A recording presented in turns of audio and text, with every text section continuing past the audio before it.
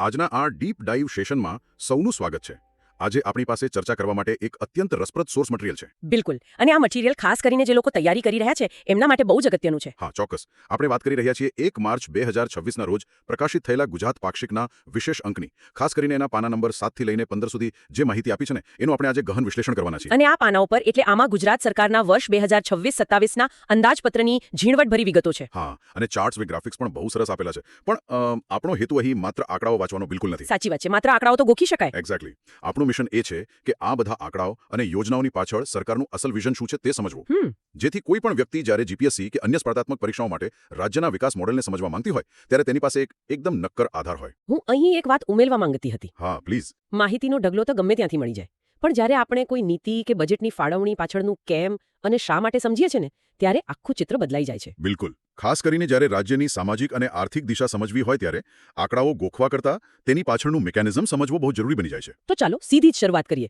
પાક્ષિકના પાના નંબર 7 પર અંદાજપત્રનું મોટું ચિત્ર આપ્યું છે. આ મેક્રો ઓવરવ્યૂ. સૌથી પહેલો આંકડો જે નજરે પડે છે તે છે બજેટનું કદ. 4,08,000. 4,08,053 કરોડ રૂપિયા. હા, આ બહુ જ મોટો આંકડો છે. સાચું કહું તો આ રકમ એટલી મોટી છે કે દુનિયાના કેટલાક નાના દેશોનો કુલ જીડીપી પણ આના કરતાં ઓછો હોય. ગયા વર્ષની સરખામણીમાં સીધો 10.2% વધારો છે આ. અને આમાં જે સૌથી અગત્યની બાબત છે, ચાલો આને વિગતે સમજીએ. મેં જોયું કે આ પાના પર એક ચાર્ટ છે જેમાં સ્પષ્ટ લખ્યું છે કે કુલ ખર્ચના 65% જેટલી રકમ માત્ર વિકાસલક્ષી કાર્યો માટે ફાળવવામાં આવી છે. બસ આ 65%નો આંકડો જ આખા બજેટનો આત્મા છે એમ કહીએ તો ચાલે. આત્મા કેવી રીતે? જો આપણે આને મોટા ચિત્ર સાથે જોડીએ તો આ વિકસિત ગુજરાત એટ 2047ના લક્ષ્યાંક સુધી પહોંચવા માટેનો એક મજબૂત રોડમેપ છે. ઓકે.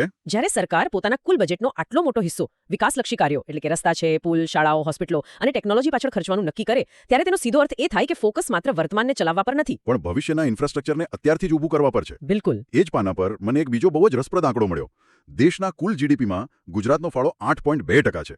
આ વાંચીને મને એક વિચાર આવતો હતો કે જો આપણે વસ્તીની દ્રષ્ટિએ જોઈએ તો ગુજરાતની વસ્તી દેશની કુલ વસ્તીના માંડ 5 કે 6% આસપાસ છે. હા, લગભગ 5%. છતાં જીડીપીમાં યોગદાન 8.2%. એક્ઝેક્ટલી. આ જ એનું સાચું વિશ્લેષણ છે. આ 8.2% માત્ર એક આંકડો નથી. તે દર્શાવે છે કે રાજ્યની માથાદીઠ ઉત્પાદકતા અને ઔદ્યોગિક ક્ષમતા રાષ્ટ્રીય સરેરાશ કરતાં ઘણી વધારે છે. જીપીએસસીની તૈયારી કરતા વિદ્યાર્થીઓ માટે આ બહુ સ્ટ્રોંગ પોઈન્ટ બની શકે મેઇન્સ માટે. 100%. જો કોઈને ગુજરાતના આર્થિક મોડેલની સફળતા સમજાવી હોય તો આ એક જ આંકડો પૂરતો છે.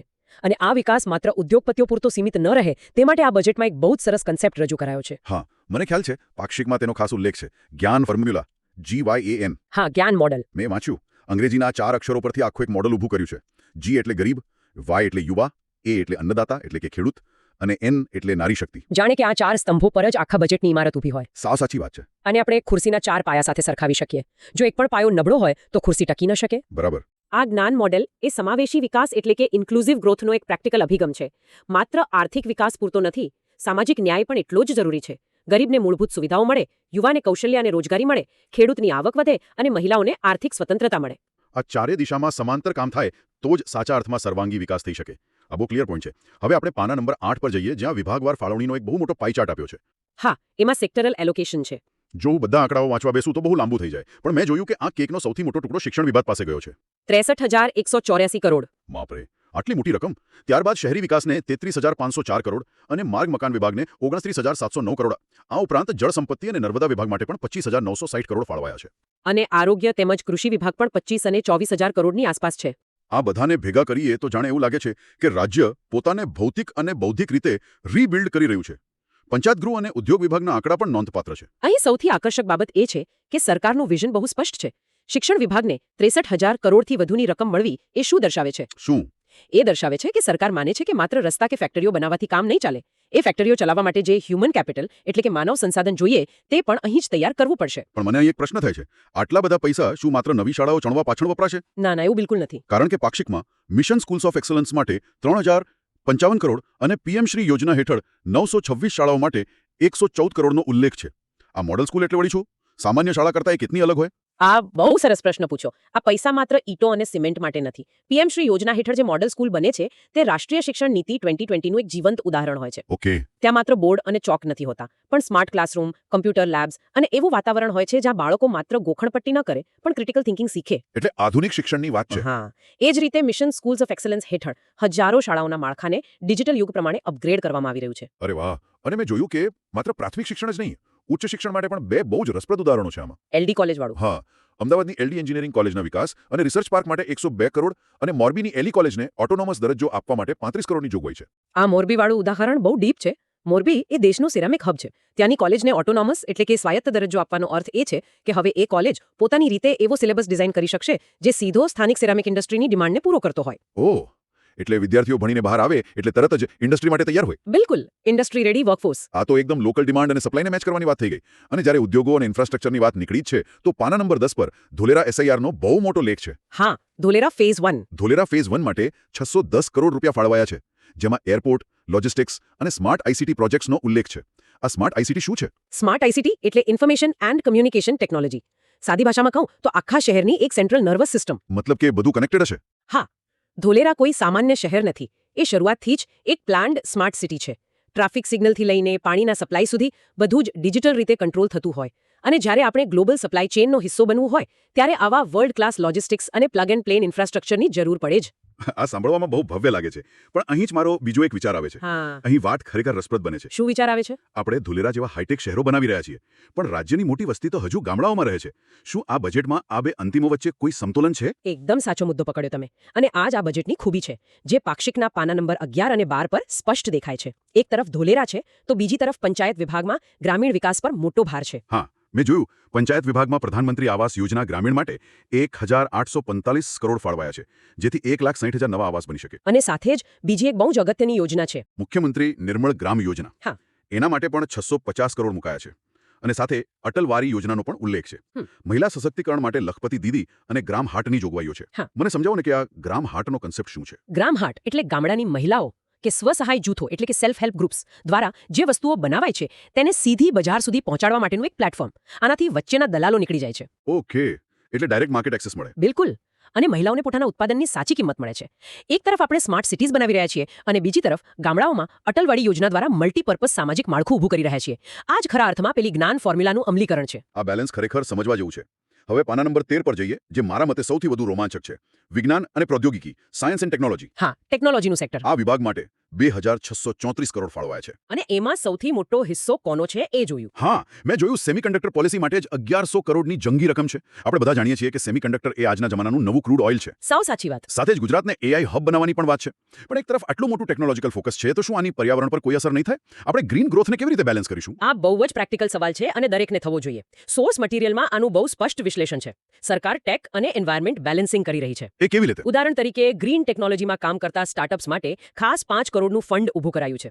ડાંગના આહવા ખાતે નવું વન વિજ્ઞાન કેન્દ્ર બની રહ્યું છે. અને પર્યાવરણના રક્ષણ માટે ગ્રીન વોલ ઓફ અરવલ્લી પ્રોજેક્ટનો પણ ઉલ્લેખ છે. અરે હા, ગ્રીન વોલ ઓફ અરવલ્લી અને ગ્રીન ટેકનોલોજીનું સૌથી બેસ્ટ ઉદાહરણ પાક્ષિકના એ જ પાના પર છે. જીપીએસસીમાં બહુ જ અગત્યનું છે. કડાણા ડેમ વાળો પ્રોજેક્ટ. હા, કડાણા ડેમમાં ફ્લોટિંગ સોલર પ્રોજેક્ટ, જેના માટે 150 કરોડ રૂપિયાની જોગવાઈ કરાઈ છે.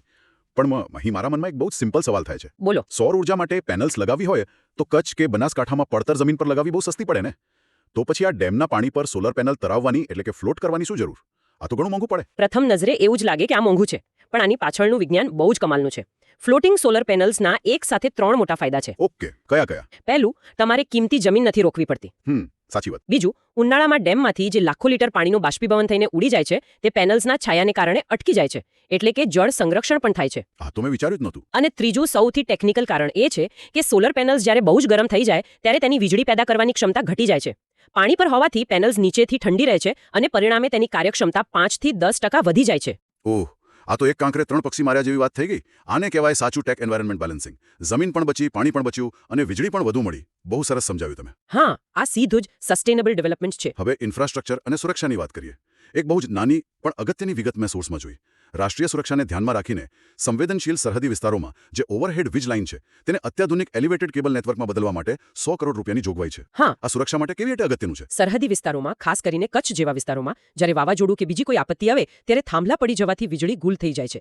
કટોકટીના સમયે સંચાર અને સુરક્ષા દળોના કામકાજ માટે સતત વીજળી જોઈએ. બરાબર છે. એલિવેટેડ કેબલ નેટવર્ક આ આપત્તિઓમાં પણ ટકી શકે છે. આ સીધું જ ડિઝાસ્ટર મેનેજમેન્ટ અને બોર્ડર સિક્યોરિટી સાથે જોડાયેલું છે. સમજાયું. અને પોર્ટ ડેવલપમેન્ટમાં પણ એક બહુ મોટો લક્ષ્યાંક રખાયો છે.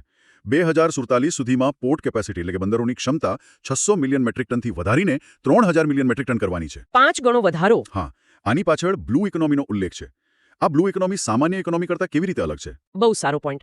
બ્લુ ઇકોનોમી એટલે માત્ર દરિયાઈ માર્ગે માલસામાનની હેરાફેરી એટલું જ નહીં.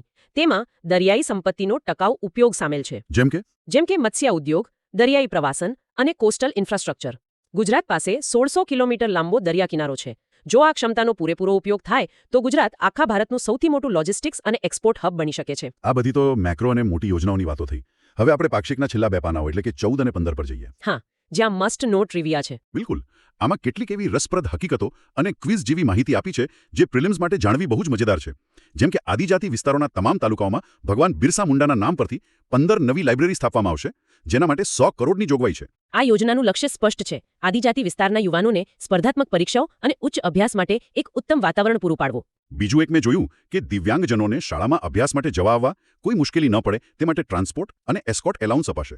અને આપત્તિ વ્યવસ્થાપન માટે સ્ટેટ ડિઝાસ્ટર મિટિગેશન ફંડ ઊભું કરાયું છે, જેમાં 1855 કરોડ રૂપિયા ફાળવાયા છે. આ બધી સામાજિક કલ્યાણની બહુ જ અગત્યની યોજનાઓ છે. પણ આમાં સૌથી વધુ ધ્યાન ખેંચનારો મુદ્દો જો કોઈ હોય તો તે છે સેન્ટ્રલ બેંક ડિજિટલ કરન્સી એટલે કે CBDCનો ઉપયોગ. આનાથી એક બહુ જ મહત્વનો પ્રશ્ન ઊભો થાય છે. હા, મેં વાંચ્યું કે કેન્દ્રીય ગૃહમંત્રી અમિત શાહ દ્વારા ગાંધીનગર ખાતેથી જાહેર વિતરણ વ્યવસ્થા PDSમાં દેશમાં પહેલીવાર CBDCનો પ્રારંભ કરવામાં આવ્યો. હવે સામાન્ય શ્રોતાને પ્રશ્ન થાય કે જો રેશનિંગની દુકાને મારે પૈસા ચૂકવવા હોય તો હું UPIથી પણ ચૂકવી શકું, તો આ ડિજિટલ રૂપિયો અલગ કેવી રીતે છે? આ એક બહુ જ ક્રાંતિકારી કદમ છે. હું સમજાવું. સમજો કે UPI એ તમારા બેંક એકાઉન્ટમાં રહેલા સામાન્ય પૈસાની આપલે કરવાનું એક માધ્યમ છે. જ્યારે CBDC A reserve bank of India દ્વારા બહાર પાડવામાં આવેલી અસલ ડિજિટલ કરન્સી છે, એટલે કે ડિજિટલ કેશ. જાહેર વિતરણ વ્યવસ્થામાં આનો સૌથી મોટો ફાયદો એ છે કે આ પૈસા પ્રોગ્રામેબલ હોય છે. પ્રોગ્રામેબલ એટલે શું? એટલે કે સરકાર નક્કી કરી શકે કે આ સબસિડીના પૈસા માત્ર અને માત્ર રેશનિંગની દુકાને અનાજ ખરીદવા માટે જ વપરાવા જોઈએ. એટલે વચેટિયાઓ કે ભ્રષ્ટાચારનો કોઈ અવકાશ જ નથી રહેતો. લાભાર્થીને પૂરેપૂરો લાભ મળે છે. આ તો ખરેખર સિસ્ટમને સંપૂર્ણ પારદર્શક બનાવવાની વાત થઈ ગઈ. ક્વિઝ સેક્શનમાં એક બીજો બહુ અદ્ભુત કિસ્સો છે. પેલો AI વાળો. હા, નવી દિલ્હીમાં ગ્લોબલ AI ઇમ્પેક્ટ સમિટ યોજાઈ, જેમાં બનાસ ડેરીના પશુઓની સારવારના આર્ટિફિશિયલ ઇન્ટેલિજન્સ મોડલની ખાસ નોંધ લેવાઈ. આપણે AI એટલે રોબોટ્સ અને કમ્પ્યુટર જ વિચારીએ છીએ, પણ ડેરી ઉદ્યોગમાં AIનો શું ઉપયોગ હોઈ શકે? આ જ તો ગ્રાઉન્ડ બ્રેકિંગ ઇનોવેશન છે. બનાસ ડેરીનું આ AI મોડલ પશુઓના સ્વાસ્થ્યનો ડેટા એનાલાઇઝ કરે છે. ઓકે.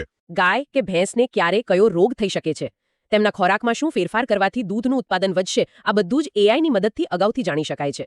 ખેતી અને પશુપાલન જેવા પરંપરાગત વ્યવસાયોમાં આ પ્રકારની ડીપ ટેકનો ઉપયોગ ખેડૂતોની આવક બમણી કરવા માટેનું એક ઉત્તમ હથિયાર છે. સાંભળીને જ ગર્વ થાય એવી આ વાત છે.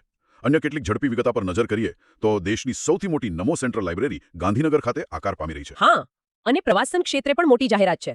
વર્ષ 2026ને ગુજરાત પ્રવાસન વર્ષ તરીકે ઉજવવામાં આવશે. બિલકુલ. અને કચ્છના ધોરડોને, જેને પહેલાથી જ UN દ્વારા બેસ્ટ ટુરિઝમ વિલેજ જાહેર કરાયું છે, તેને હવે ગ્લોબલ ડેસ્ટિનેશન તરીકે વિકસાવવાનું આયોજન છે. છેલ્લે ખેતી વિભાગનો એક આંકડો પણ છે. હા, ખેડૂતો માટે શ્રી અન્ન એટલે કે મિલેટ્સ જેમ કે બાજરી, જુવાર વગેરેના વાવેતર માટે પ્રતિ ક્વિન્ટલ 300 રૂપિયાનું બોનસ જાહેર કરાયું છે. મિલેટ્સ પર આટલો બધો ભાર કેમ મુકાઈ રહ્યો છે? કારણ કે મિલેટ્સ એ ભવિષ્યનો પાક છે. આબોહવા પરિવર્તન સામે લડવામાં તે બહુ જ ઉપયોગી છે. તેને ઉગાડવા માટે બહુ ઓછા પાણીની જરૂર પડે છે. તે દુષ્કાળ જેવી પરિસ્થિતિ સામે ટકી શકે છે અને પોષણની દ્રષ્ટિએ તે સુપરફૂડ છે. ઓહ, એટલે ન્યુટ્રિશન વેલ્યુ બહુ હાઈ હોય છે. બિલકુલ. એટલે મિલેટ્સને પ્રોત્સાહન આપવું એ ગ્રીન ગ્રોથ અને હેલ્થ સિક્યોરિટી બંનેની દિશામાં એક બહુ મોટું પગલું છે. તો આ બધી ચર્ચાઓ અને પાક્ષિકના પાના નંબર 7 થી 15ના આ ગહન વિશ્લેષણ પછી સવાલ એ થાય કે આ બધાનો સાર શું છે? તો આ બધાનો અર્થ શું છે? જો કોઈ શ્રોતા આ બધી વિગતોને એક સાથે જોડે તો તેને શું દેખાય? સાચી વાત છે. મેન્સની પરીક્ષા માટે આ સમજવું બહુ જ જરૂરી છે. આ માત્ર આંકડાઓની માયાજાળમાંથી. જ્યારે આપણે સમાવેશી વિકાસના મોડલને સમજવાનો પ્રયત્ન કરીએ છીએ ત્યારે આપણને સમજાય છે કે સરકાર કેવી રીતે એક તરફ સેમિકન્ડક્ટર અને AI દ્વારા વૈશ્વિક કક્ષાએ સ્પર્ધા કરી રહી છે અને બીજી તરફ નિર્મળ ગ્રામ યોજના, મિલેટ્સ બોનસ અને પંચાયતોના બજેટ દ્વારા ગામડાઓને પણ મજબૂત કરી રહી છે. આ સમન્વય સમજવો એ જ સાચું નોલેજ છે. તમે બહુ જ સરસ રીતે આખા સેશનને એક દોરામાં બાંધી લીધું. પણ આ બધું જોયા અને સમજ્યા પછી આ ડીપ ડાઇવને અંતે હું શ્રોતાઓ માટે એક એવો વિચાર પ્રેરક પ્રશ્ન મૂકવા માંગુ છું જે આ બધા આંકડાઓ અને યોજનાઓમાંથી જન્મે છે. ચોક્કસ, પ્લીઝ. આપણે જોઈ રહ્યા છીએ કે એક તરફ બનાસ ડેરીમાં AI આવી ગયું છે, ધોલેરામાં સ્માર્ટ સિટી બની રહ્યું છે, રેશનિંગની દુકાનોમાં ડિજિટલ કરન્સી વપરાવા લાગી છે. આપણે અત્યંત ઝડપથી ડિજિટલાઇઝેશન તરફ જઈ રહ્યા છીએ.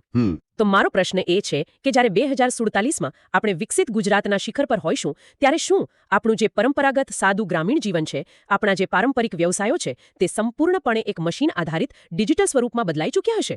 આ બહુ ઊંડો પ્રશ્ન છે. અને સૌથી અગત્યની વાત એ છે કે શું આપણો સમાજ, આપણા ગામડાઓ આટલા જબરદસ્ત અને ઝડપી ઔદ્યોગિક અને ડિજિટલ પરિવર્તન માટે સામાજિક અને માનસિક રીતે તૈયાર છે ખરા? ખરેખર આ બહુ જ ડીપ અને અંદર સુધી વિચારવા મજબૂર કરી દે એવો પ્રશ્ન છે.